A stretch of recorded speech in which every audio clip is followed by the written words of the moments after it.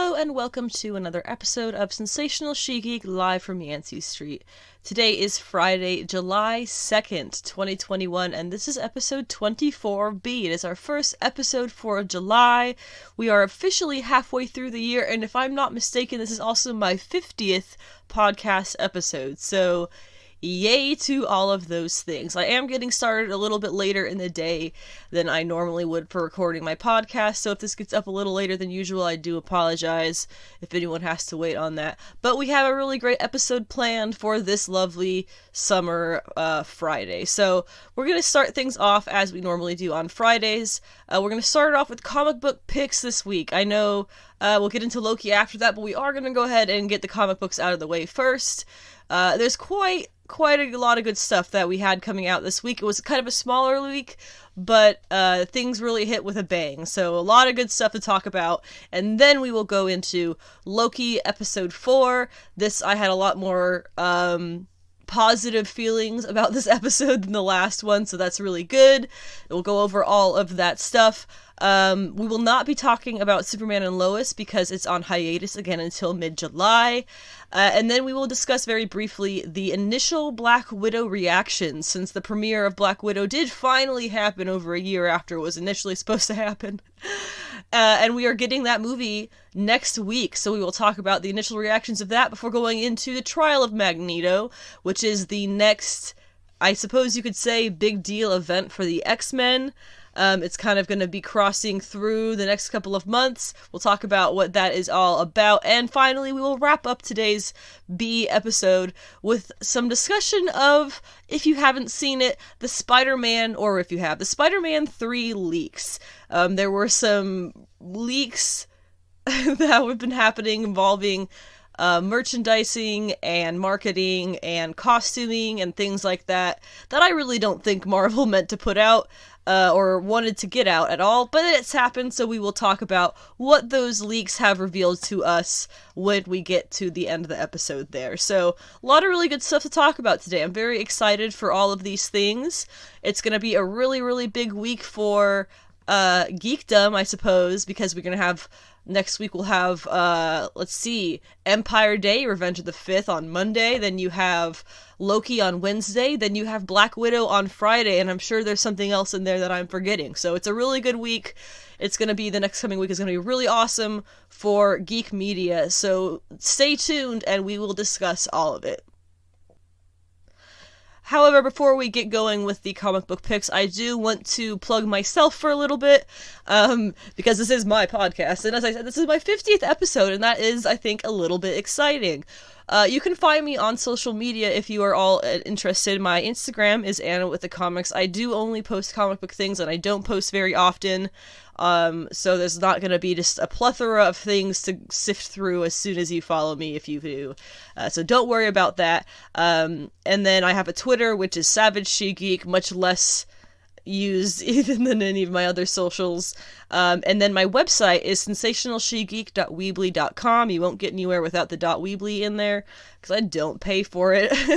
But on there I have a year and a half worth of written out reviews and discussions and pull lists and pick lists and all kinds of things like that, which was kind of transitioned into this podcast, and so I put it in my podcast notes, things that I write throughout the week to prepare myself for each bi-weekly episode, or is it semi-weekly? Semi-weekly episode. And that is, I put on my website. I think I missed Mondays, but I'm going to be putting up Monday and today's just after I finish recording this episode. And that is for anyone who would rather kind of read more or less what is going to be going on in the podcast, or for anyone who is hearing impaired, they can still keep up with what is going on with all of these things and follow along with the podcast. Also on my website is reading orders for some of my favorite characters, most specifically Madeline Pryor and Clea, who is a infamously Doctor Strange character. Both of those are completed. I have read all of their histories at least twice, if not, I think Madeline, I've read them 3 times, and I'm on my 3rd time for Clea. All of those are up there, so if you're interested in those characters, both of them are also going to be coming into relevancy soon, because for Clea, she will be more than likely showing up in Multiverse of Madness, Doctor Strange 2, and Madeline Pryor is more than likely going to be showing up in the Fall Inferno event with the X-Men. So, two women characters who are very, I believe, they have important histories and they have complex histories. And I think it will do you only good to find out more about them and those complicated histories before you come across those. So if you're at all interested in those characters, you can check that out as well. One thing that's kind of new that I'm going to be doing, I know last week I had mentioned my Etsy store that I'm working on setting up. I am still working on that. It's a bit of a work in progress because there's a lot of stuff that I have to kind of perfect before I list anything. But more immediately, hopefully by the end of this weekend, hopefully by, end of tomorrow if I can, I'm going to be setting up a podcast Patreon. Now, I don't have anything really to trade for anything, but in the vein of how Word Balloon, if you follow his podcast, which I really greatly enjoy, how he kind of does it is, if you feel like the podcast is worth $1 a month, worth the cost of a comic a month, something like that, whatever you think it's worth to the effort that I put into it, to your enjoyment of what you get out of it, it's entirely it's all your choice. There's no pressure. You don't have to do it. I don't know how many people listen to this podcast, so if I get one person on Patreon, I will feel like that is probably an accurate look at my viewer count. So I'm not going in here starting this expecting to be making a ton of money off of it, but any time that I don't have to spend making money in other ways as time that I get to spend making this podcast better. And that's kind of the whole idea behind why I'm going to be setting that Patreon up.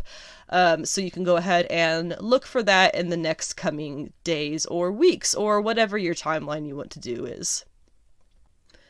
If you'd like to skip over the comic book pick list for the week and go straight into Loki episode 4 discussion as well as whatever comes after that, you're going to want to jump to about 55 minutes into the podcast. I'll be wrapping up the pick list, will be Black Widow, and moving on to Loki episode 4 right about that time. So now let's go ahead and get into the weekly comic book picks. The comic book picks are things that I enjoyed or found relevant from the comic book reads that came out this week. These were the releases for I believe it was the 30th for most things for DC Comics that came out on the 29th of June. Lots of good stuff this week. The things that I'll be going over, which is I'm not doing this in order of preference. This week, we're doing it in the order that I read them in. I felt like that might be kind of it doesn't matter. We're just doing them in that order. The order is not relevant. But here is what we will be going over. X Factor number 10, Beta Ray Bill number 4, Cable number 11. I'm just realizing that the first chunk of these are all Marvel, and that makes me look lame. Sorry. Eternals number 5, Made in Korea number 2, Monstress number 35, Parasomnia number 1, We Only Find Them When They're Dead number 7, Barbaric number 1, and Black Widow number 8. And it doesn't look like there's any DC on that, is there? Shoot, DC, where have you been? Anyway, I think Wonder Girl comes out next week, so we'll have some DC stuff to talk about. Okay, starting off with X Factor number 10. This, I feel like it's a little bit appropriate to start off here, not only because it was the first thing that I read this week, but also because it was definitely, kind of looking through things, the biggest deal comic that happened. We had some reveals in other comics, but this one was kind of the biggest deal. Now, there's a few things to note. I had this reveal that happens at the end of X Factor number 10. Remember, this is the last issue of X Factor by Leah Williams. They gave her some excellent artists to work with. It was David Baldione, Lucas Werneck, and if you give me a moment, I will find the third artist. I should have had this. They gave her just an excellent lineup to work with this last issue. And I kind of had these concerns that I believe I spoke about on my last podcast episode. David Messina, that's the third artist. It's David Baldione, David Messina, and Lucas Werneck. There we go. I had some concerns that the series was ending because Polaris was taken to the X-Men.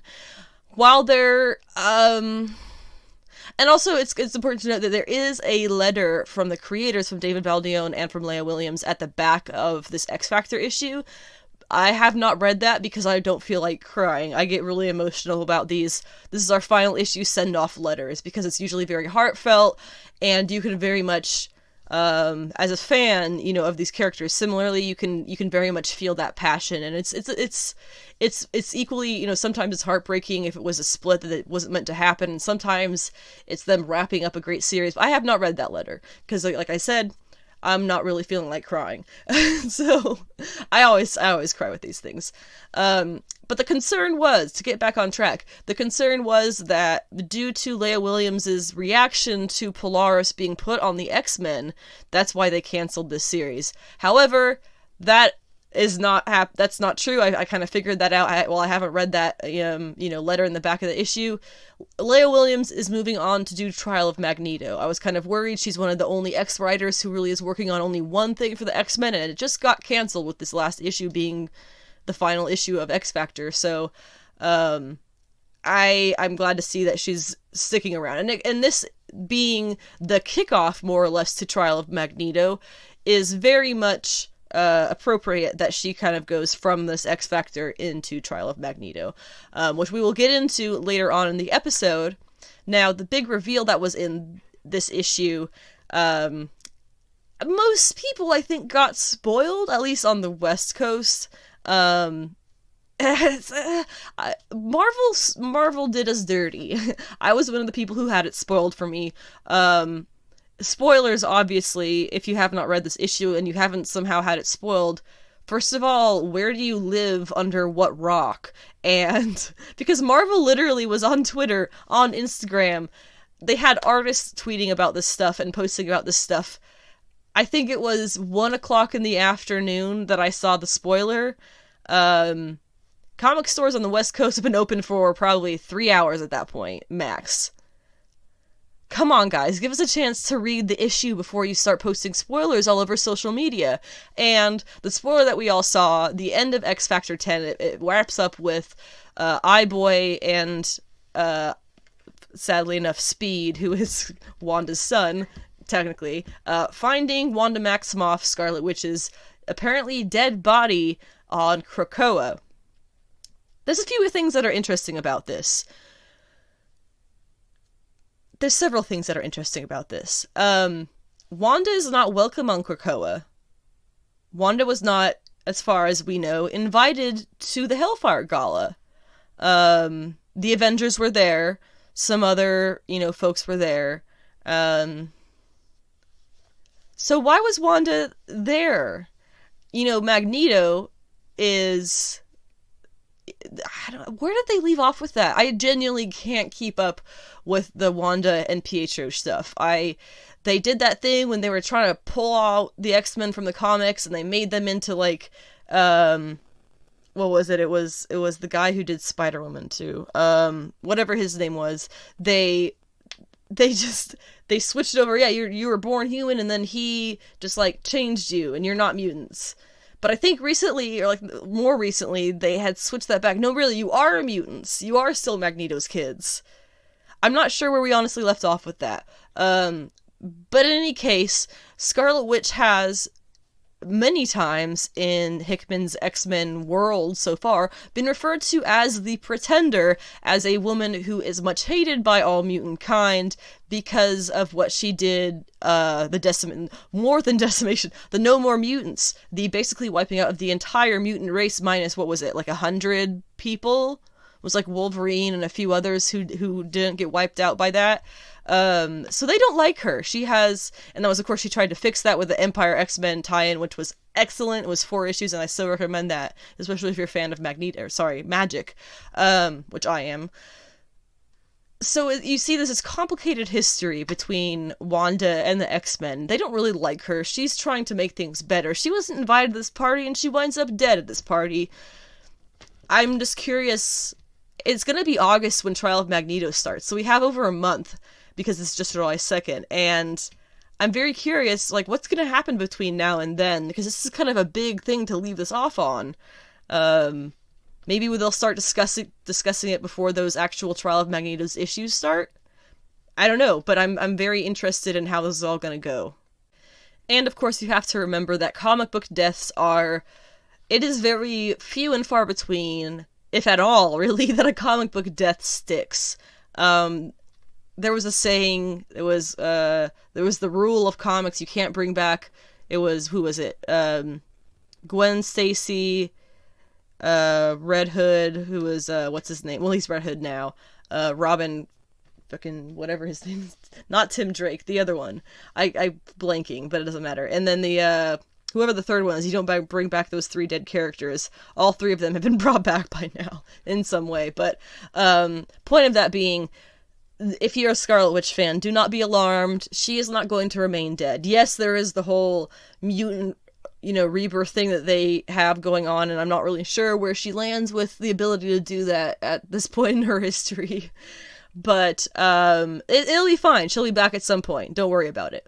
Other things that happened in this issue of X Factor that were really awesome. iBoy totally got his moment. That's something that I've very much enjoyed from Leah Williams. X Factor is she knows her characters very, very well, and she writes them as a group interacting with each other very, very well.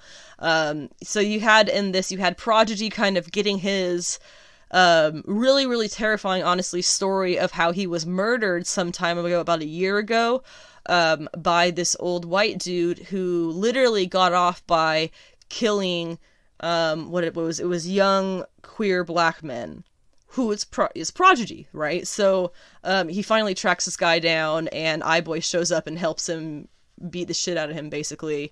And I think they leave him for the human authorities to deal with, which honestly, in my opinion, is not the right way of doing things, because we know the justice system is flawed.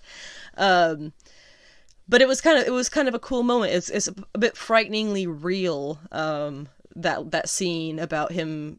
Obviously, in real life he wouldn't have been able to talk to his murderer, but it was really well done. I really like how it was done, and then iBoy showing up at the same time and kind of being like, "Yeah, man, I'm not mad at you for doing this. You're not gonna kill him. We're just gonna, beat him within an inch of his life because he deserves it."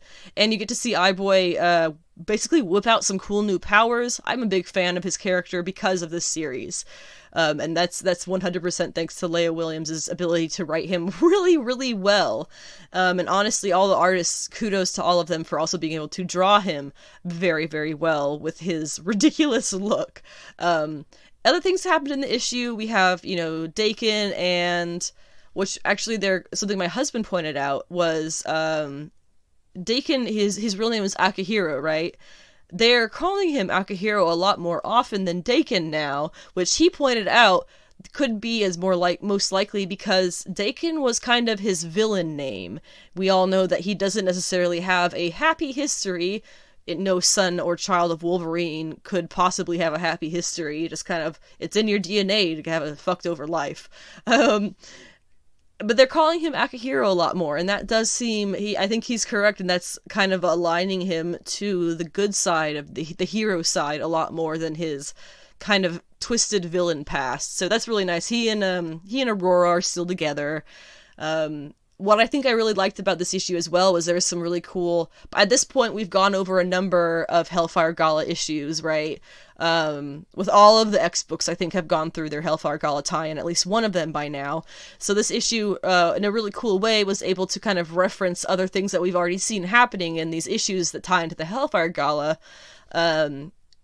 We were able to see it from different perspectives and stuff, and they did the whole editorial thing where they referenced which issue this came from and that came from. So if you've read them, it was a really cool, oh yeah, I remember that happening, and we saw it from this guy's point of view, and now we're seeing it from this guy's point of view. I liked that. I really enjoyed it.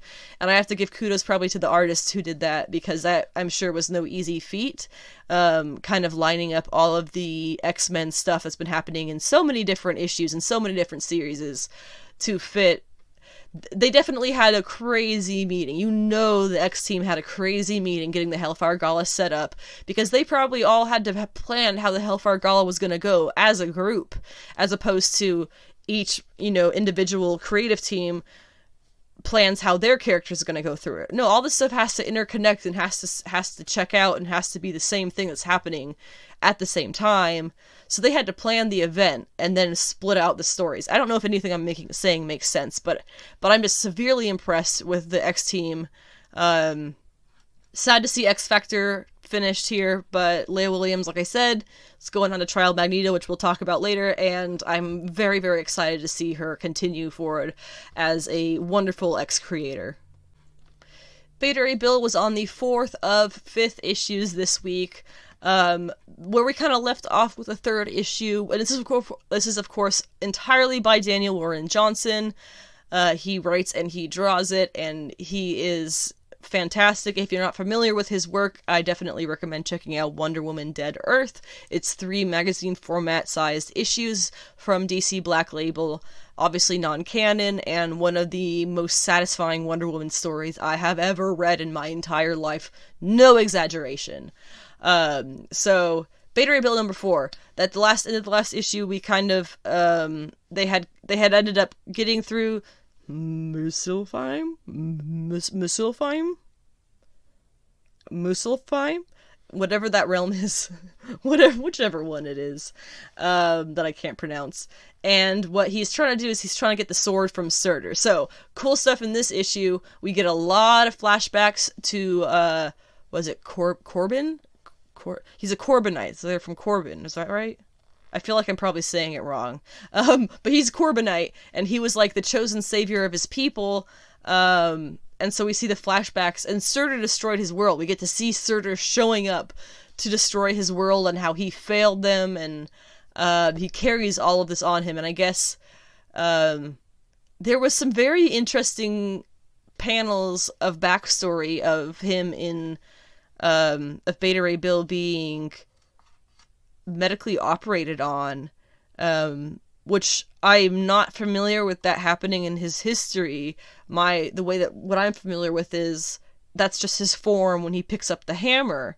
But what it kind of is alluding to here, I think, is that is what they had to do to save his life after this attack by Surtur. Not sure if that's entirely correct. If you understood that in a different way, I am genuinely curious, and I'm sure in the last issue we'll kind of get that resolved, but I'm very curious if that is how other people took this whole scene. And of course, he finally makes it to the sword, whatever the sword's name is, and there is Surtur, and Surtur is actually excited to have somebody to fight for his sword, because I imagine just kind of sitting here in this place all the time waiting for somebody to come challenge you is really boring. And here's a challenger, and it's Beta Ray Bill, and he's heard of Beta Ray Bill. He destroyed his planet. He's definitely heard of that guy. So Surtur is excited, and I am too. I really love how Daniel Warren Johnson designed Surtur to look in this. He's a very large, demonic looking character, right? So he was somehow able to still make it look very unique, very his own style, and very recognizably Surtur. So his designs, Daniel Warren Johnson's designs for this, very, very great. This is a canon series. This is nothing outside of canon like Wonder Woman Dead Earth. So whatever happens at the end of this, hopefully we'll be seeing echoes, reverberate across the Marvel universe, if it's, a big deal, or at least the Asgardian side of things, right? We haven't really had much happening with Thor recently. It's been very ho-hum, but maybe something that happens at the end of the series will affect Thor. Who knows? We'll see. In any case, there's only one more issue of Beta Ray Bill by Daniel Warren Johnson. I'm really sad this is only 5 issues, but you can kind of understand, based on the amount of effort you can see him putting into every single panel. Oh my gosh. It's kind of like Peach Momoko's Demon Days. It's very well thought out, very well designed, and just a beautiful brainchild of this creator. And it's Peach Momoko, while that's clearly, Demon Days is clearly entirely her creation, just twists on the universe and not canon. This Beta Ray Bill series is equally impressive, for sure, I would say. What he's been able to do with it has been surprising, and in the best possible way. I am so happy to be surprised by this series in the way that I have been, and I cannot recommend it enough. For anybody who's really into Cape Comics, I feel like this is something that you can jam with. You get a fun conglomeration or whatever of characters, and you get some really awesome storytelling. Danny Warren Johnson is such a unique way of doing stories and drawing stories, and it's this is so perfect. Cable number 11 by Jerry Duggan and Phil Noto. Apparently it is pronounced Jerry, not Gary. I would have guessed Gary because it's a G, but whatever, what do I know? Cable number 11 is the second to last issue. We're going to wrap it up with issue 12, and I am very sad about that. This issue was really, really good, and every single issue of Cable has been really, really good. We had at the beginning here the return of Old Man Cable. He has been resurrected through the protocols. Not sure how, not really sure how they're getting away with that. It's they're not supposed to do clones and stuff, and then he's not really a clone. He's like just a different version of, I don't know. I feel like they're stretching it to be able to do that when they're denying people like Madeline Pryor their ability to get reborn, but whatever. They did keep his techno-organic virus in him when they, rebirthed him, because they knew that's what he would want, and it's literally the first thing he says when he comes out: "You kept the virus, right?" And then, of course, he gets a very, very sweet moment to reunite with Hope.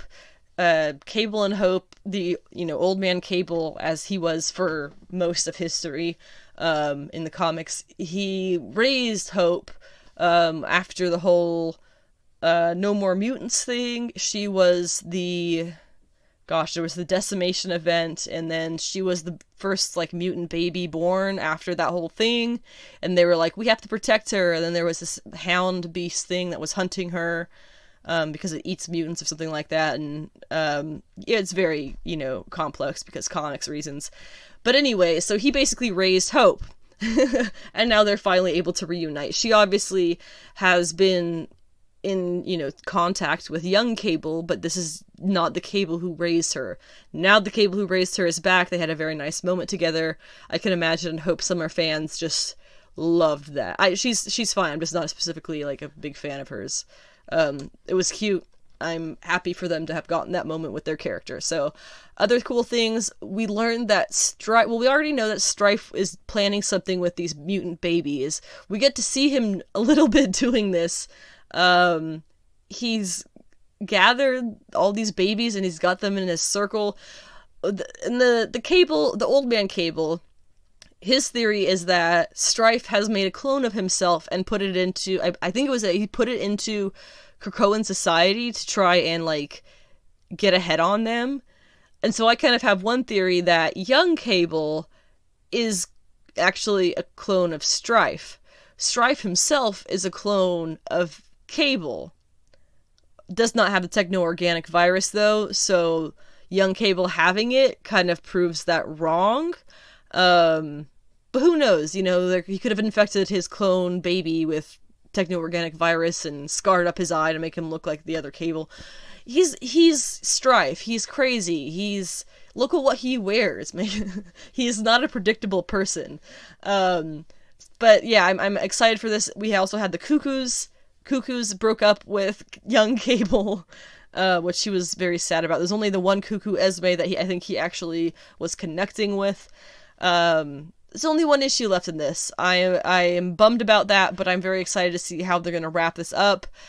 I really want to see Phil Noto doing something big on interiors for the X-Men, because this is half the reason this series was so good, was because his art is just to die for. And I hope we see a lot more of that going forward. Daredevil this month, or this week, I didn't realize it's actually just Mike Hawthorne on the interiors, not Marco Cicchetto, who is normally doing the interiors. Mike Hawthorne did great. He's kind of been splitting it with Cicchetto, but I guess this one they gave him all of it. So, really awesome issue. There is a lot of coming up to a head that I feel happening. We have Matt is in prison and is very fed up. Elektra is very fed up with trying to follow Matt's rules at being Daredevil, so she stops what she's doing to just head on, track down, and confront Izzy Libris about the hand, because she is the new Kingpin, and she is She's gotten the hand back into Hell's Kitchen, and it's not looking great. Fisk is also fed up and trying to track down Bullseye, who is the most interesting part of this issue, to be completely honest. He is just his regular clinically insane self, but he's on a mission to kill everyone now. No exaggeration. He wants to kill everyone because he is seeing this golden angelic figure and talking to it, and it's encouraging him to kill. And while the face value of this would really make you think, okay, he's just crazy and he's seeing things, I can't help but wonder if this is not a factor of his insanity, but rather if this is a new villain taking advantage of his insanity, and they're going to be something that's introduced and kept as like a Daredevil villain. I don't know, but I think that'd be really awesome. We get stories of insane people all the time, but I think having this be like a new villain, that would be a cool twist. Chip Zdarsky's Daredevil, if you are not keeping up with it, I've read a fair chunk of Daredevil. I've read the Bendis stuff. I've read, a tiny bit of the Frank Miller stuff. I've read bits and pieces, if not entire chunks, of every Daredevil series that's come out in the last, I'd say, 5 years, if not more. So I'm fairly familiar with this. This Chip Zdarsky series, this is my favorite Daredevil I have ever read. There has not been a single issue of this Daredevil series that has not gotten me excited for the next issue, and has not been a thrill to read. It's so well done, and with the incredibly unique situation that Zdarsky has got set up right now. You have 2 Daredevils. One is in prison. One is Elektra. You have 2 Matts. One is his twin, who didn't exist necessarily several months ago, but who has been brought into existence, who is pretending to be Matt. It's really cool, the situation he has going. I'm not sure what he's gonna do with it. I really don't know. But I have no doubt that Elektra is gonna end up facing off with Bullseye, and whoever this or whatever this angel vision that Bullseye seems to be having is. Whenever that happens, I know the arc, it's got 2 or 3 more issues in the arc, and Chip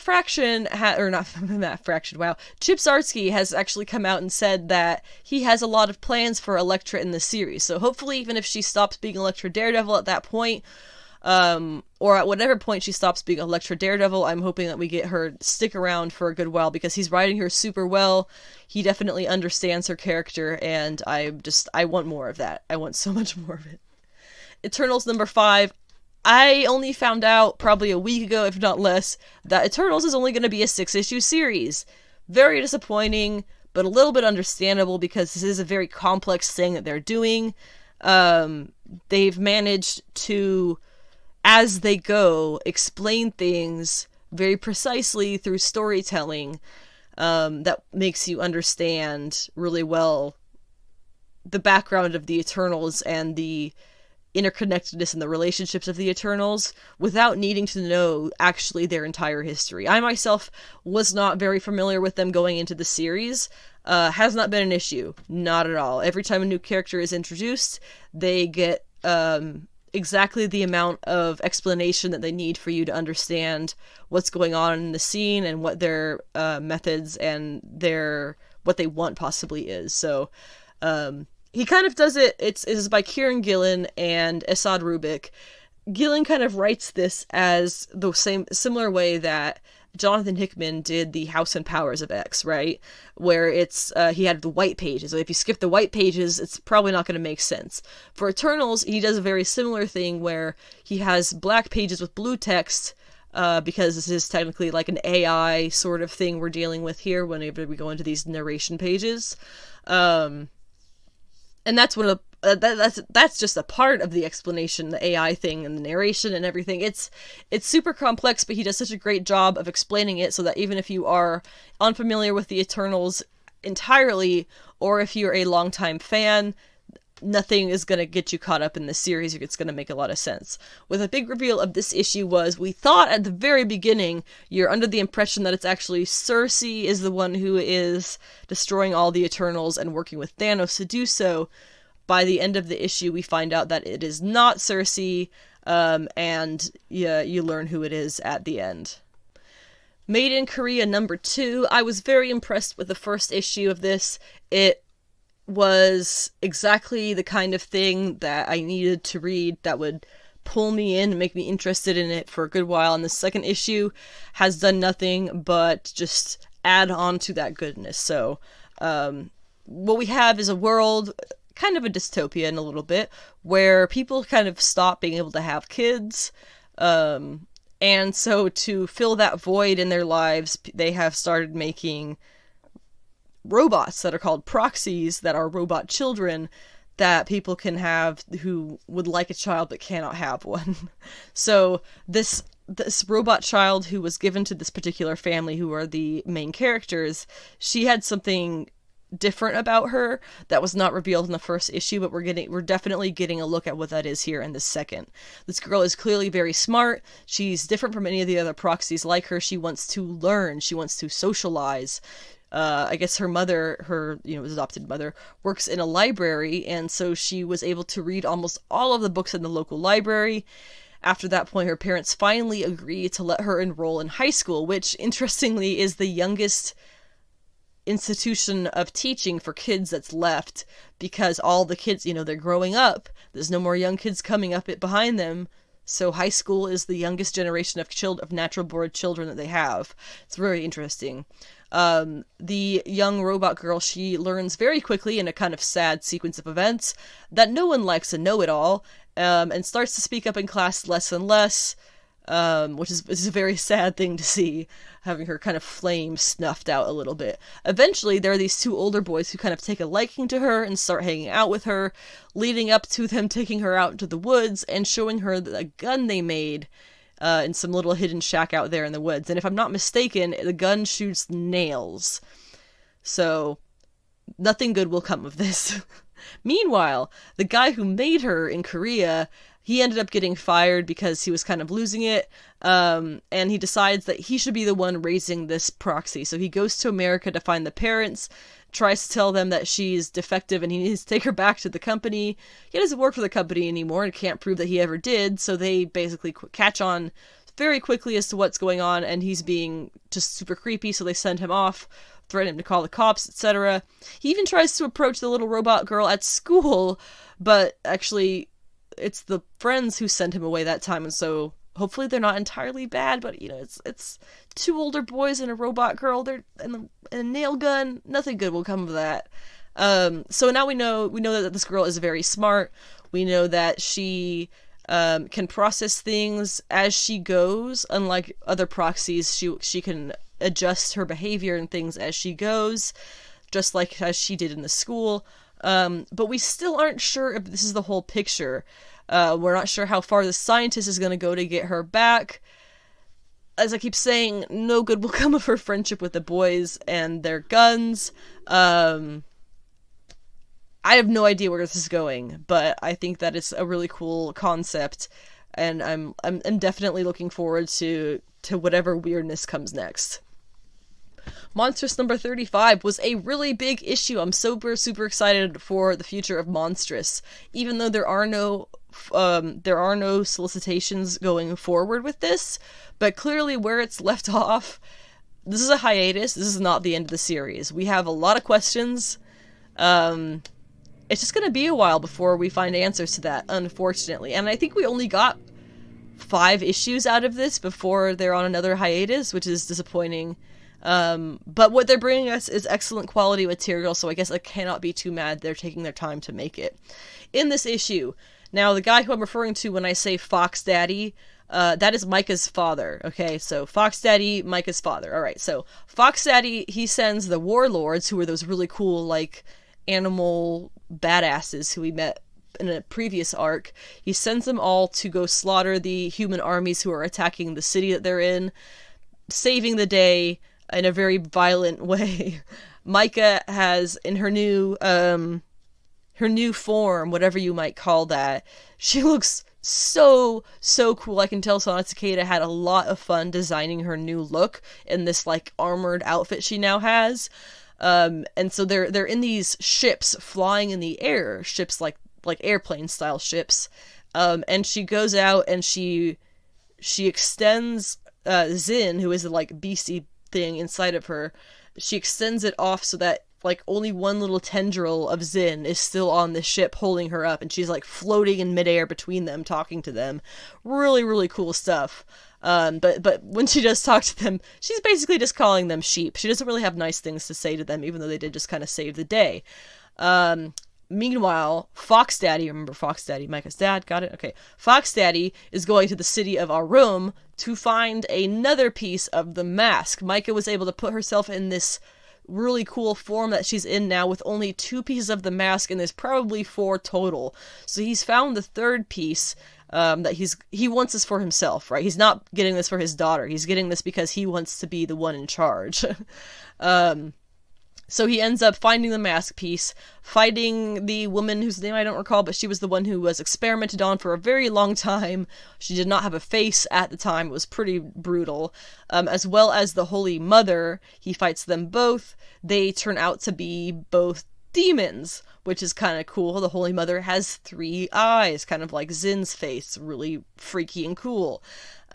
He is actually stopped from taking that 3rd piece of the mask by Vin, who is the antlered woman, who I believe is similar to what Zin is, as in a demon, but I'm not entirely sure. It's been a while since we've last seen her. Whatever she is, she's the same as Micah's father. They end up fighting, and the mask shard, meanwhile, gets stolen away by the 2 demon ladies who did survive. Micah, meanwhile, is learning that Zin is actually her ancestor. He had a child, or I guess it must be a he if he's able to have a child, with the shaman empress, who is her ancestor. So we know Micah already was not fully human because on her, on one side of her family, she had the wolf queen, and she's got her fox father, and she has, extraterrestrial beings, apparently. These ancient gods also is part of her bloodline. So it's very complicated. She's something else. She's very powerful, as we've seen that displayed many times. But we don't really know entirely what she is. The Wolf Queen, who went kind of crazy and she attacked in the last issue, she did survive that. She's kind of in a comatose state, but is regenerating. And then the wrap-up of this was pretty wild.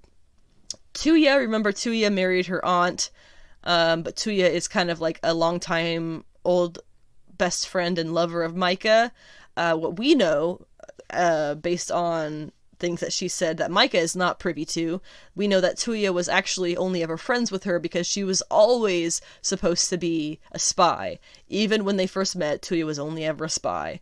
But Micah doesn't really know a lot of that, so they kind of have this little moment. Tuya comes in to speak with her. They have, like, a cute little moment together. They get undressed and start getting to it until Tuya lifts her hand to Micah's face and stabs her with her poisoned bracelet. Kind of killing the mood, I guess. Micah immediately starts getting weakened. The poison is clearly spreading through her veins in a way that you can actually see. And I'm not sure if she's dying, but Tuya's arm starts to shrivel up. It's the arm that had the bracelet on it with the poison. She tells Micah that what's happening is that this will basically kill her mind. So the experiments the Dust Court, Tuya's people, are going to do on her won't be felt. Wow, Tuya, that's a betrayal. I don't even know what to say to that. But it's going to be quite a minute before we see what's going to happen on the other side of this encounter. It's going to be a while. Monstress is back on hiatus, and I'm come back soon, guys. I want some answers. I gotta know what happens next. Parasomnia was an indie #1 that I was very excited for and I picked out, and I had a lot of enjoyment reading. But to be completely honest, I have no idea what was going on.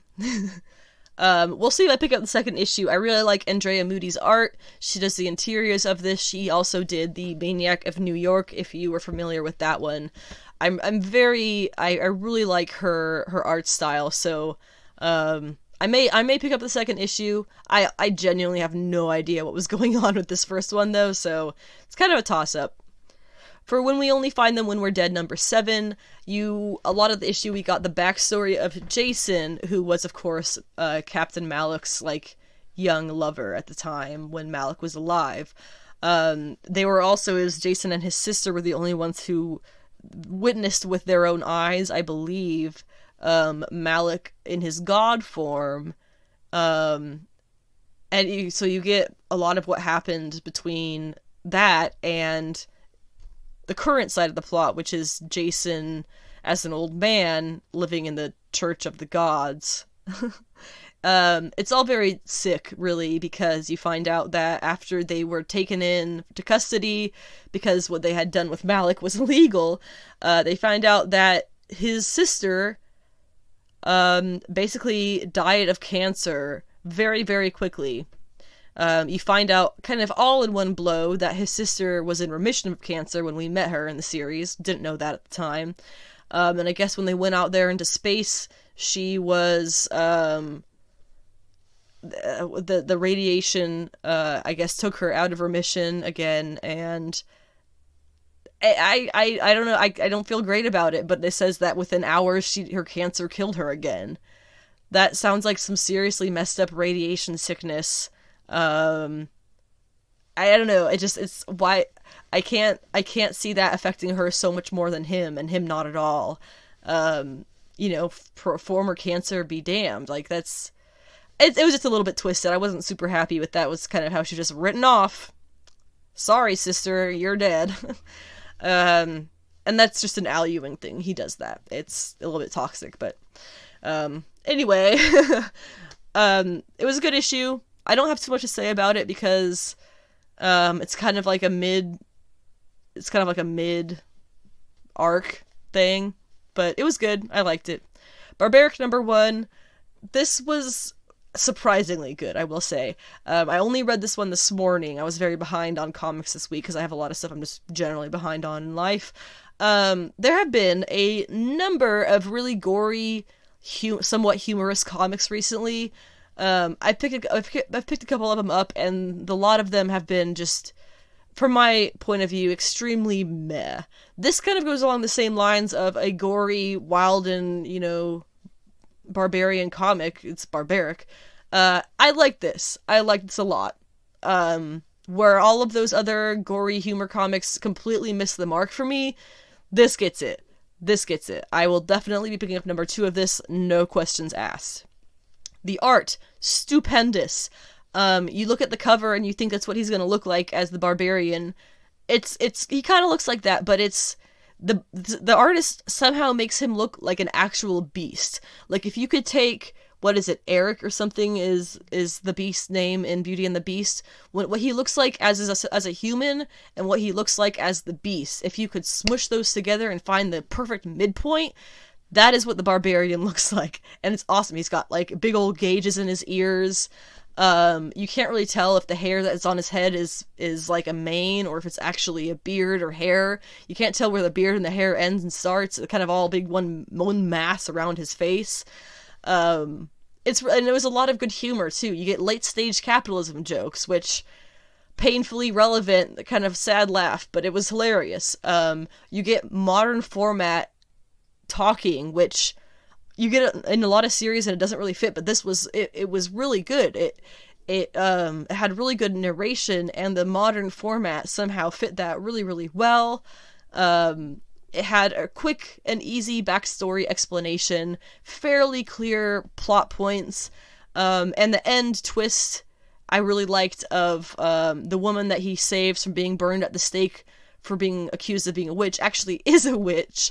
I'm excited to see, and I have no doubt they're going to end up screwing down the line, but her character is awesome from the get-go because she's covered in tattoos, and it turns out that her tattoos are magical. They're all weapons, and so she can pull her tattoos off and have that weapon in her hand. She used 2 swords and a handful of throwing knives. Really, really awesome skill. I don't know then if she has to get it re-tattooed, or if she has to put the weapon back on her. I don't know how it works, but it looked awesome, and I'm super stoked to get more of her character and whatever this funky magic stuff that she can do is.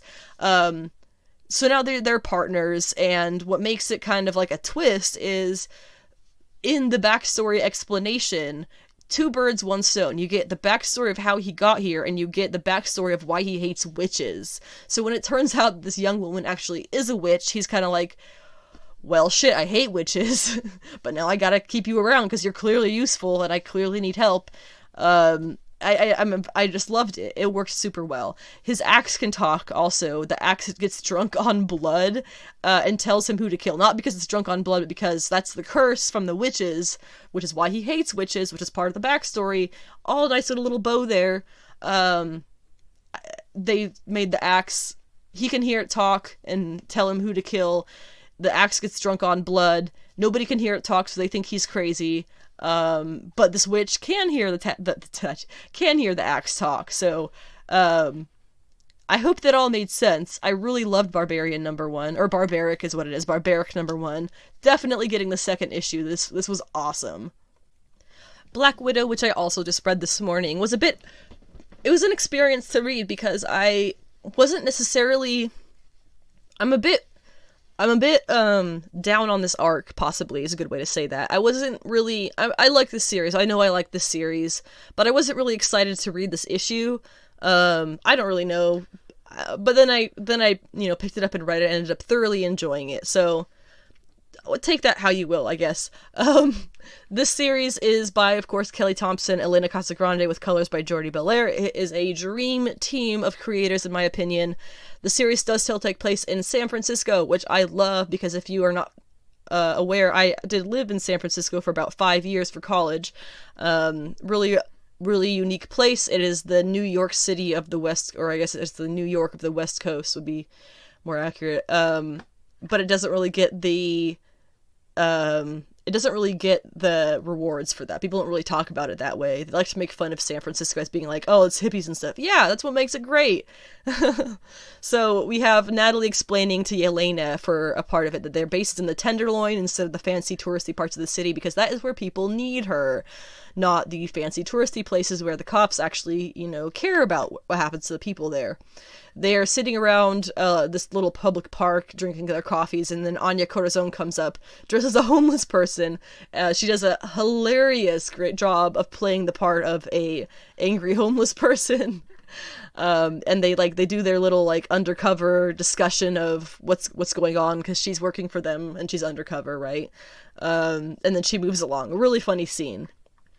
I like how Kelly Thompson has brought in, it's something that if you're familiar with her other series, it's something that she does with a lot of underused female characters, is she will bring in a character that she enjoys, and she will make you love that character just as much as you do. So Lucy, moving on from that, Lucy is the young girl who Natasha and Yelena have kind of put under their wing because she has these superpowers and they are very dangerous, and they were given to her by this crazy dude at this place called Olio, and that's why Anya Corazon is undercover for them, because she's trying to figure out what's happening at Olio, which, she kind of ends that mission in this issue because she ends up having to save the new recruits from getting Loki poisoned. So low-key, not Loki, if that wasn't clear. So Lucy, who has the powers, she stays at the Web, which is their hideout with Yelena and Nat. The last issue she witnessed one of the other superpowered people from the same place that she came from combusting. I think that's a fine enough way to say it. So there's a very dark sequence of her talking to his ashes, which I don't know why they haven't cleaned that up. Is it biohazard? I don't know, but she sits in the room and talks to the ashes like it's him, and it is very grim. There's a fight sequence where you have the trapped, quote unquote trapped, she's not actually trapped, Yelena, being rescued by Black Widow with the Olio kidnappers. Again, Elena Casagrande with the brilliant layouts of fight scenes. She has quickly become known for her layouts of fight sequences from the very beginning, from the first issue of this series, and I am just overjoyed to see that being a pattern that's continuing. It is now kind of known as her calling card. If you see these brilliant layouts in the fight scenes where you can actually follow the action from panel to panel, it's beautiful. It's genius, honestly, and I'm so enamored by it. It's so well done. Elena Casagrande is one of my favorite interior artists for this year, for certain. The issue ends, though, with Yelena being... It's kind of sad. Yelena ends up getting shocked by one of the evil guys. She's unconscious, maybe dead. Doubtful that she's dead because she's on the cover of the next issue. But Natalie just lost, of course, her fake husband and child, who to her was completely real. So seeing her, basically, sister on the ground unconscious is going to make her freak out, and she can kind of see it there. She's going to get swarmed by all these remaining villains and have to take care of Yelena somehow.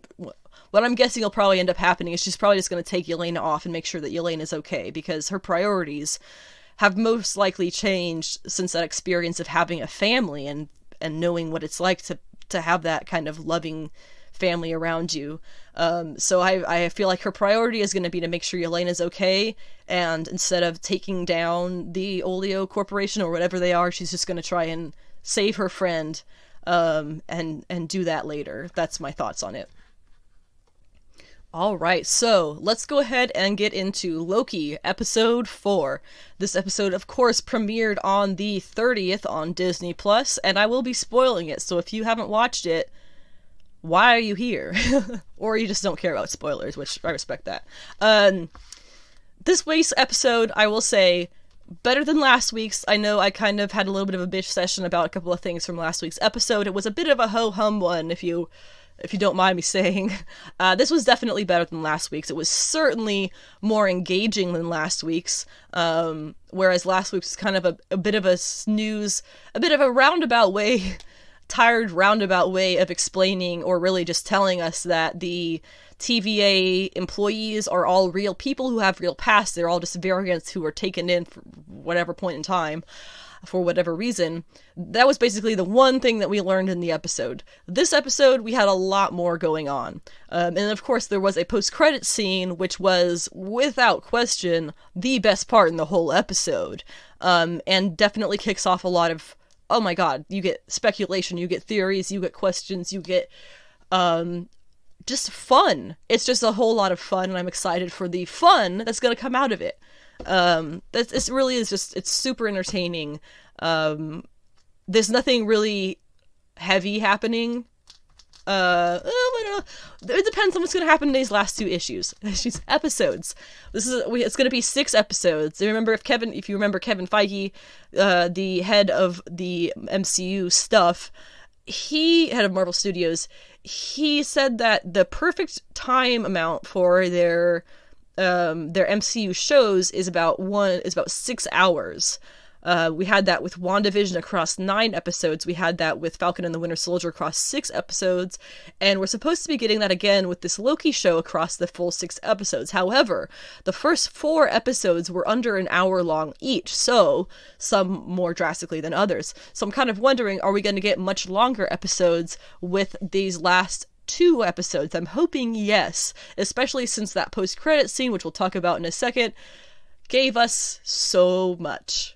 So when we get there, we'll talk about that. But this episode pretty much started off with, what are we calling her? We're calling her Sylvie, right? This Sylvie, her childhood.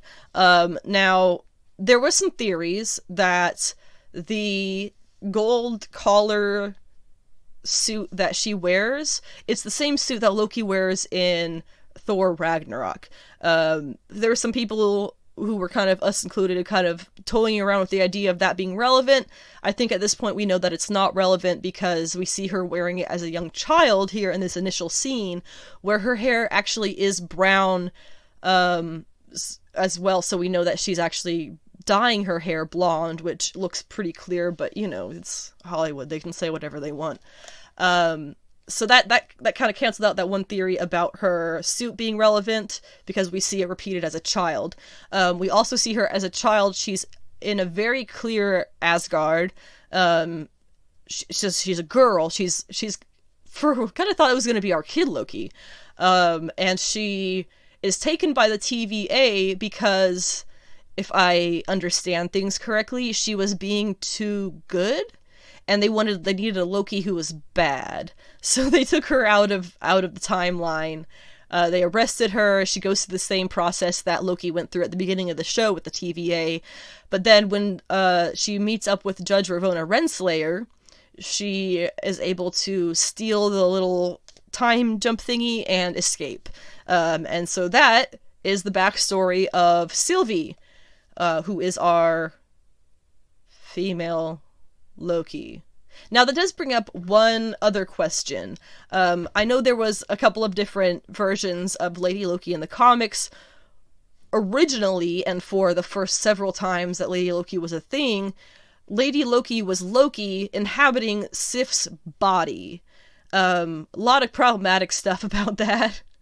But also, further on in time, more recently in history, I suppose, Loki has...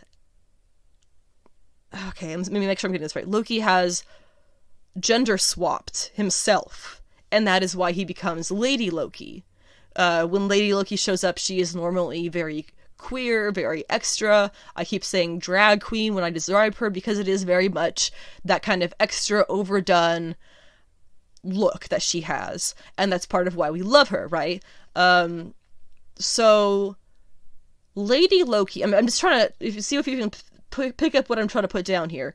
The appropriate, now if we're talking the appropriate comic book Lady Loki, being that version where it is Loki gender swapped himself for the moment, because he just wants to be a girl for that time, so he is, because he can do that. Would we even see an appropriate Lady Loki then? Because this is I don't think it's appropriate to refer to Sylvie after getting the backstory, the minimal backstory that we have now, as Lady Loki, because she's just a female Loki. She's just a variant, but nothing. I don't think anything really about her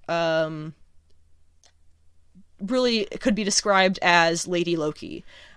With that in mind, is it possible that we will even get a Lady Loki? Because technically, a proper Lady Loki would be the Loki that we see as the main character turning himself into a woman. You get that? Like, is that even something that we would see? Would they go that way? Or would they bring her in as a different version of Loki who's done that? Or would they bring her in as always has been a woman?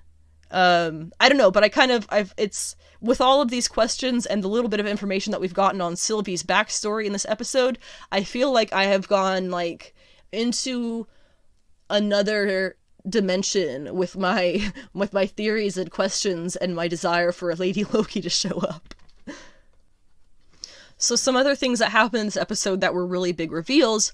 Obviously, Lady Loki, not Lady Loki, I just went over how we're not calling her that. Sylvie, she is able to tell a few of the TVA agents about their apparent being real humans with actual pasts. And she's able to convince, well, we already know that she was kind of able to convince one of them when she was trapezing through her head, having margaritas and everything on the beach and stuff. That judge apparently was, what do they call it, deleted? She was taken out of service because they were saying, oh, she's insane. She thinks she had a life. She was created for the TVA. Well, now we all know that, we know as an audience, she wasn't created for the TVA, so we know she's not crazy. They're just trying to cover their tracks. And so then we get Sylvie talks to the TVA agent who is 18, I think. Something like that. The number. She's number 18. And she takes her somewhere and they stand in the rain and she gives her memories back. And so then at that point, that TVA agent, everybody thinks that she has to get taken out because she's lost her mind because she thinks she had a past. No, she did have a past. You guys are just trying to hide that. So what this all basically leads up to, there's all of this kind of trying to convince TVA agents, trying to convince Mobius. Loki tries to talk to Mobius and tell him you have a past, you're a real person. I still think, speaking of Mobius, I still think one of my favorite theories that I've come up with or read is that all of the people in Mobius's position, I'm forgetting what the title that he had was, but all of them are different Mobius variants. Because he's never met any of them, right? And Ravonna Renslayer kind of got a funny little look on her face when he mentioned that he's never met any of the other people in his position, right? So I just think that's a really cool theory. So a lot of the episode is between Sylvie and Loki trying to convince people that what they're saying about you all have past lives is true, until finally it winds up with the two of them finally end up in front of the Timekeepers. And the Timekeepers are three beings. One of them notably does look a lot like Kang with his headdress. One of them looks like it's kind of an underwater creature, and I don't remember what the other one was. But this is interesting because they turn out to be robots. The Timekeepers that are on base, I suppose, in charge, at least publicly, they are not real. Somebody has put them in there, and to make things more interesting, Ravonna Renslayer, the judge, not at all surprised by this. She knows they're not the real Timekeepers. So who made them? That's the question that we're going to spend the next 2 episodes, I think, pretty much tracking down, is who created these fake Timekeepers and who is actually in charge. Now, the obvious theory of this is going to be Kang. I'm pretty sure that's at this point, I think if we don't see Kang, most of the audience is going to be more disappointed than not. That's just my theory, just because we've now had, this is the second, we didn't have so much of the speculation about Mephisto and stuff in Falcon and the Winter Soldier, but, you know, everybody thought we were going to see Mephisto in WandaVision, and then it ended up we didn't, and it's like, okay, fine, we like this anyway. If we, this is not as clearly, you know, you can't really Mephisto this one as easily, but we pretty much know that Kang is involved with this. You have his girlfriend, or his love interest, whatever you want to call her, Ravonna Renslayer, here, knowing that the Timekeepers are fake, and knowing the secret, that supposedly knowing the answer to who the real version is. She's his love interest in the comics. They put her there for a reason. It's gotta be Kang. I don't know how it could possibly not be Kang.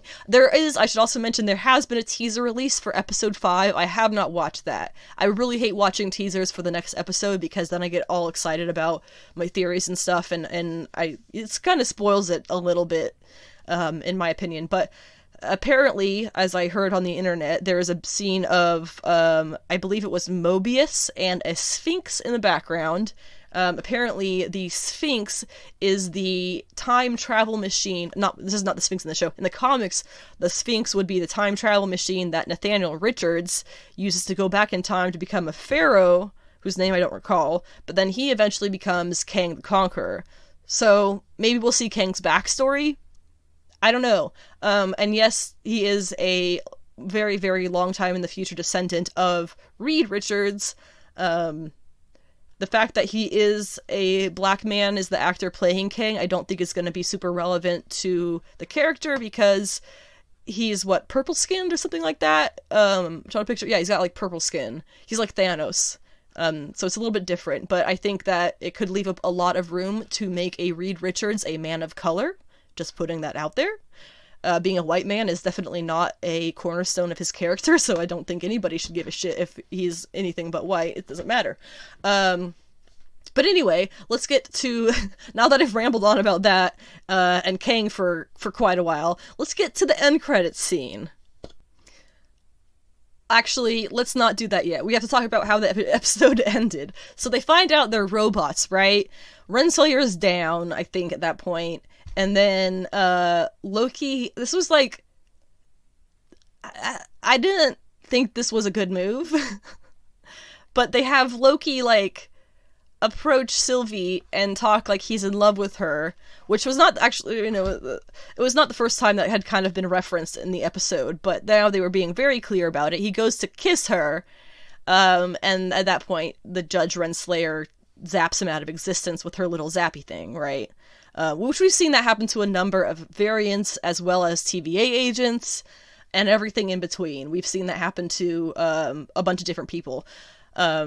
I had kind of had the theory that it was like that Doctor Who, that was it season 1 Doctor Who, where they're on that planet and there's TV stations and then they're playing the game and she gets zapped, but then she wakes up in another room. I kind of had a theory it was like that, but there wasn't really any reason to care at that point, so I didn't say anything about it, which of course now it just makes it sound like I'm giving myself more credit than is due. Oh well. But yeah, so it does turn out I was kind of right about that, if we're going with me having had the theory, and they do get zapped and sent somewhere else. Who the hell is to say where? But for this particular Loki variant, he wakes up in New York. Destroyed New York. You know it's New York because Avengers Tower is in the back right of the screen. In front of him, waking him up, as he has come to arrive in this place, there are 4 other Lokis. You ready for this? You get Thorky.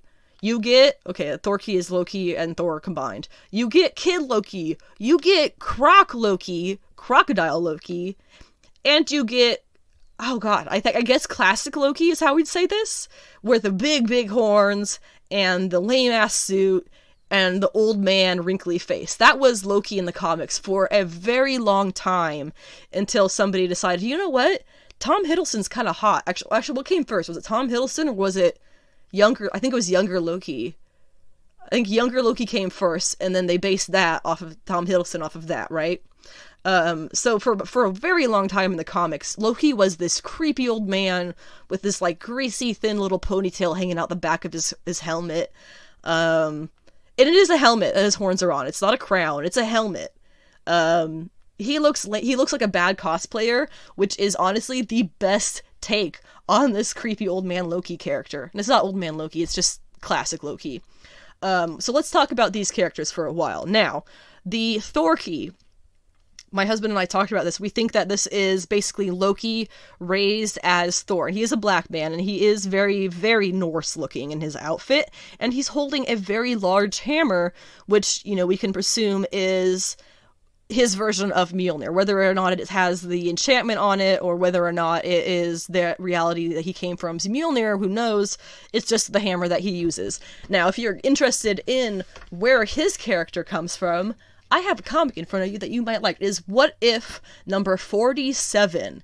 It's called What If Loki Had Found the Hammer of Thor. The cover is amazingly by Bill Sienkiewicz. I haven't read it myself, but this was something my husband and I bought from a comic shop for all of $1. I am not even joking. We bought this for $1. 3 months ago, something like that. I think it was May, so not even 3 months ago. This thing is going for a lot of money now. So that's pretty cool. I'm going to post that on my Instagram later today if you're curious to see what any of that is. I'll post some of the interior as well because I haven't read it myself, but I'm going to before I post about it. But anyway, that is, if you're curious about the Thorky version of Loki, there you go. Kid Loki is a much more modern creation. I believe it was created by Kieran Gillen in the, was it Journey into Mystery series? That was, sometime in the 2000s. Crocodile Loki, I can't really tell you if that's a thing that's appeared in the comics. You know, it's most likely... The comics have had a lot of different versions of Loki. We've seen, there are some theories I should also add. There are some theories that, this Thorky is potentially, like a Frost Loki. I don't think that's accurate because we kind of saw the Frost Loki already. But there's this, like, it's like the Spider-Verse. You have uncountable amounts of these characters, different versions. So let's talk about what this all means.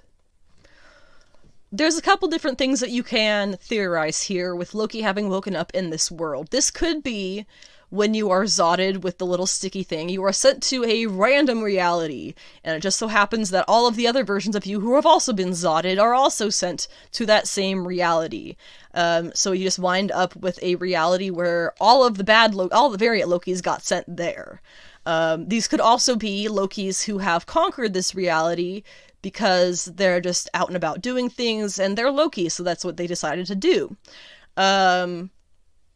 This could be a reality that just has a large mass of Lokis. I don't know. I think the most likely thing is that they were all different versions of variants of Loki that the TVA had zotted, and they all wound up in the same reality and ended up kind of destroying it together. That's my current theory, my most likely theory right now. On that note, we're gonna do this again. Is it possible that Lady Loki is in that reality? The proper Lady Loki? I think it might be possible. I would love it!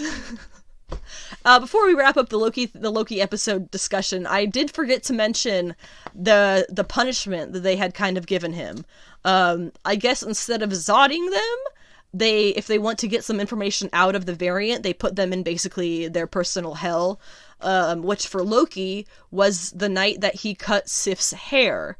This is something that's very interesting because Sif, it was something that was added into their mythology some time after they'd been around as characters. I'm not sure what era it was, but there's a story out there that Sif, though we've always known her with dark hair, was born blonde, and the reason that her hair is dark is because Loki cut it and put some ink on it, and it permanently stayed that way.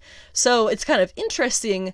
Loki's personal hell is the night that he cuts Sif's hair, and she comes running into the room, pissed off. And yes, this is Jamie Alexander as Sif, boys and girls. Welcome back, Ms. Alexander. It has been a long time since we've saw you in this role, and I am happy to have you return.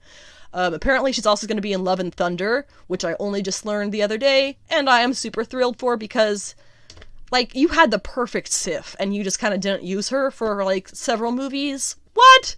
Okay. Yeah, you had, like, Loki A-Force, and you didn't put Sif in there? Come on, guys.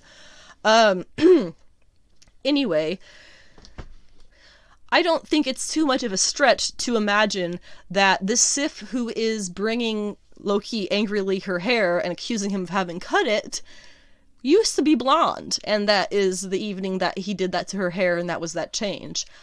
It might not matter. It might never get brought up, and we may never find out. But I think it's a very valid theory, I think. So coming up in Loki, we have the next episode. Episode 5 is coming out July 7th, is next Wednesday.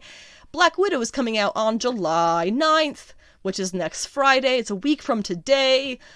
It's gonna be a great, great nerdy week coming up. We have Revenge of the 5th. Well, tonight we have the Bad Batch, right? And we have Revenge of the 5th on Monday, which is really do whatever you want. It's a fake Star Wars day. And then on Wednesday you have Comic Book Day, as well as Loki. And then on Friday you have Black Widow. What a lineup for the week. What a lineup. I'm definitely feeling a lot better about this episode of Loki than I was about the last, which, like I said, was just revolving around this convoluted way to just tell us one thing. That's all it was. So this is going a lot better. I'm definitely hoping that this uptick continues for the last 2 episodes, especially since we have so many different variant Lokis now, and that's kind of opened up the ballpark for all the variant Lokis that there could possibly be. With that in mind, this is probably going to be really, really killer last 2 episodes. I'm hoping that we're going to see a proper Lady Loki. I'm hoping that we're going to see some really funky stuff. We're going to laugh a lot. And we're obviously going to see Kang. And I think if we don't see Kang at this point, I think everybody is just going to be disappointed. But yeah, I enjoyed this episode. Really happy that it's gotten so much better. I'm excited for it being kind of like the midweek kickoff of Nerd Week this coming week. Now, this is going to be a bit of a longer episode because I still have some things to go over here, starting off with Superman and Lois. This is very brief. We are not discussing a Superman and Lois episode from this week because it is on hiatus again until mid-July. I believe it is episode 12 is what we were supposed to be getting this week. Not sure why the hiatus is happening. I couldn't really be bothered to care that much. Might have to do something with Supergirl wrapping up as well. I don't know. But we will be back to discuss whatever good or badness may be happening in Superman and Lois mid-month, so it'll be here if you are. Black Widow has come out in the premiere. We will be watching that next Friday at the earliest on Disney+. I will not be we're going to make it a night. We're going to have dessert. We're going to have Thai food. It's going to be awesome. We're going to watch Black Widow and then The Bad Batch because, like, it's, yes. For the most part, it seems that reactions are fairly positive. I do have to note, though, do not go searching for reviews of Black Widow. There were several professional reviews from magazines and newspapers and things, online articles. that full-on blow the load of the movie in their review with no warning. So I have not done a whole lot of research on the reactions. I see that they are mostly positive, as to be expected, but I can't really tell you more than that because it's too dangerous to be looking through these reviews. There's too many spoilers out there, and after getting X Factor number 10 spoiled so badly this week, I really don't want to get Black Widow spoiled too. Now let's talk about the Trial of Magneto. We're wrapping up here. We're only going to have the Spider-Man 3 leaks after this. But for now, we're going to talk Trial of Magneto. As I said when I discussed X Factor number 10, this is going from X Factor number 10 forward, with the events of spoilers for X Factor number 10, Scarlet Witch being found dead on Krakoa. She was not supposed to be on Krakoa. As far as I know, is not welcome, and I think she's still seen as the daughter of Magneto in canon. Who the hell knows, honestly? I don't. I know I love to research things, but the whole Scarlet Witch and Quicksilver, like, what are they? Who are they? Who's their daddy? Like, that gives me such a headache just to think about. I have such a hard time keeping up with it. So this Trial of Magneto is going to be at least 2 issues in August and September, by Leah Williams and Lucas Werneck. What a fantastic team. Lucas Werneck was at the end of this X Factor number 10. If you are familiar with that art, it is, oh gosh. I love his interiors more than I love his covers. Same with Phil Noto, because it just adds such an element of magic to the mutant world. Magic and beauty. I do have the solicitations for the first 2 issues here. I don't know if there's going to be a third, but if there was to be a third, I think in September we're supposed to be having Inferno start as well, correct? So possibly this will tie into Inferno. Now, like I said earlier, also, Scarlet Witch is not dead for good. Do not worry if you're a Wanda stan. She is not going to be gone from the comics forever. They don't really do that, period, ever. So she'll be back. I'm not really sure if she is resurrectable, but they will apparently not be resurrecting her, based on the issue 2 solicitation of a memorial happening. If she was just resurrected, they wouldn't need a memorial. So I'm curious about that explanation for her not being able to be resurrected. I imagine it's going to have to do with the pretender thing and the whole, you kind of destroyed the mutant race by taking away all our powers when you were mad one time. So, screw you.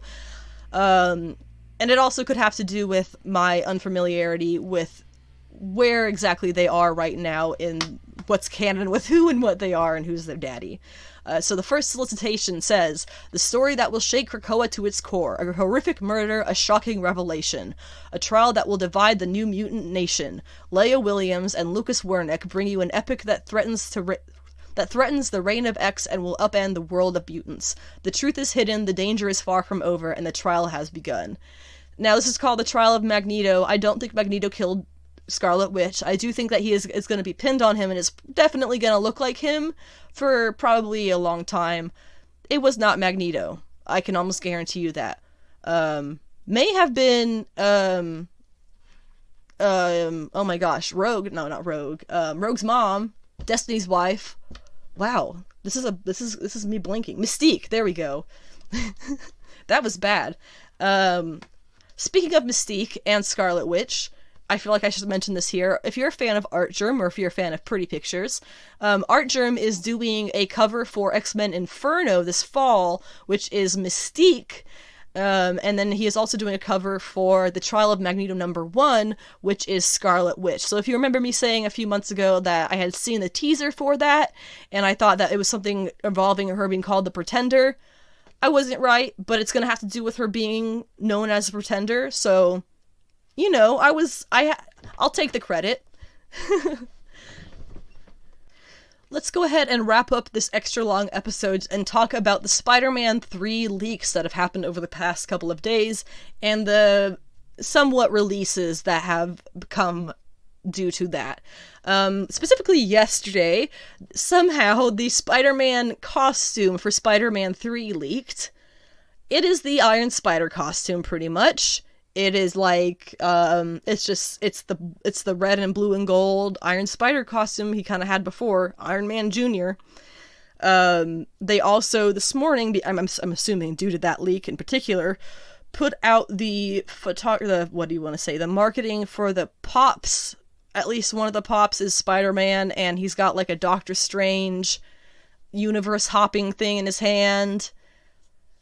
Oh my god. The more I hear about this movie, the less I want to see it. I am 100% of the mindset that Andrew Garfield and Tobey Maguire have no place in the MCU. You tried that, Marvel. You tried that and it didn't work. Did you not remember? It feels a lot like all the rumors of those guys actually being in this stuff and everything that's kind of pointing in that direction. It feels a lot like Zack Snyder's getting his fans to kind of like hop on to Warner Brothers, not hop on, but like get on Warner Brothers' back and basically beat the Snyder Cut out of them. It feels a lot like that. Like we have this, let's be honest, we have this toxic sect of the fan base who believes that the Tobey Maguire movies will never be beat. And they think that, you know, the Tom Holland stuff is trash and blah, blah, blah. And you're low-key pandering to them, Marvel, by putting him in. If that's what's happening, you are pandering to them. We know that's no good will come of that. Because they did that for DC, for the Snyder Cut. And now what happened? Are they quiet now? No. They are going on more and more now. Now they want the Batfleck movie. I just... You can't... There is a reason that they do not... What is the term? We do not work with terrorists. We do not... it's like you don't give terrorists what they want. Because then they're just going to keep making it worse and worse. Just the various leaks of this basically just make it seem that this is going to be Tom Holland as Iron Man Jr. hopping from universe to universe, and I don't like that concept very much. I don't have too much positive to say about that. I'm trying to think of something. We know that Ned Leeds is most likely going to turn into the Hobgoblin, right? They've teased that a little bit. So that part I'd be excited for too. I would look forward to that. And obviously, you know, Spider-Man's been outed as being Peter Parker, and he's like he's going to be under arrest or whatever. But don't give terrorists what they want. I don't know. I feel like, you know, as I said, those movies had their chances. They did not go well. No one particularly liked them. Why are we looking back on their existence as like, they were so great? They weren't, though. They weren't. Parts of them were, sure, you know, some more than others, but Spider-Man 3, just as a whole, I'm becoming less and less excited for. And it was very sad this morning to see my husband say the same thing when he is, like, the sweatiest of Spider-Man sweaties. First comics he ever read were Spider-Man, and, well, Thor and Spider-Man. Like, Peter Parker is his bro. Like, it's it's sad. But we'll see what happens. You know, I like I said, whenever I have these bad hunches, I love to be proved wrong. Even when I have speculation and theories and things, I love to be proved wrong, because that means that you guys had a better twist than I could come up with, and that's great.